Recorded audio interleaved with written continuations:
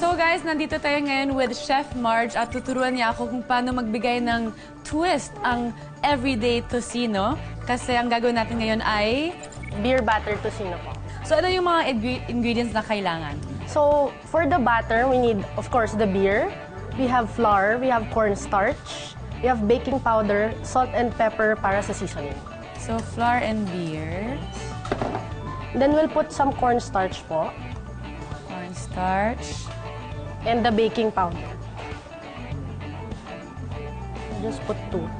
Tapos ano bang kasama dito usually when you serve it? Ano ba yung rice ba or Yes, fries? it has rice and egg at saka tomatoes. Ah, yum. We'll put the tocino in the batter. One by one. Pwede na natin sila ilagay sa loob. And then dapat yung oil natin, hindi masyadong mainit at hindi din masyadong malamig para maluto yung tocino sa loob. Oh, kasi baka ma-burn din yung Yes. outside, diba? So, ilan minutes sa oil? Siguro po 2 to 3 minutes with the right temperature. Okay. Wow. So if you can smell yung alcohol niya naluluto, Oo. amoy mo yung beer.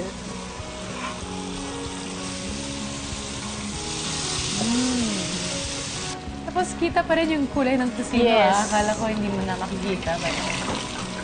So we'll give it a good 2 minutes and then after that, you can serve Serve it na. sa rice. Beth.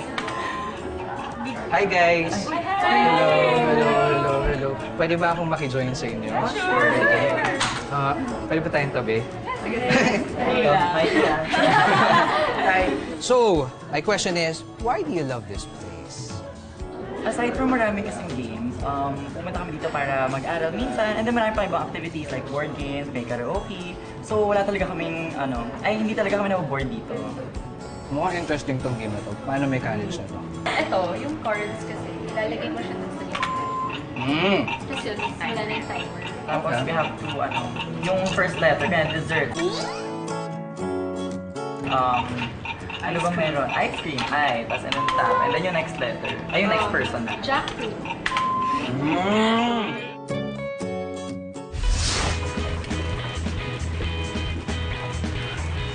So pagkaluto na siya, pwede na natin siya i-serve.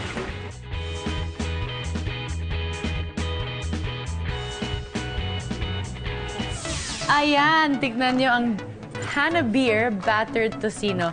At ngayon, since hindi ako selfish, tawagin ako si Seth kasi alam ko na gutom na siya. Kanina pa nagko-complain. Seth! Seth!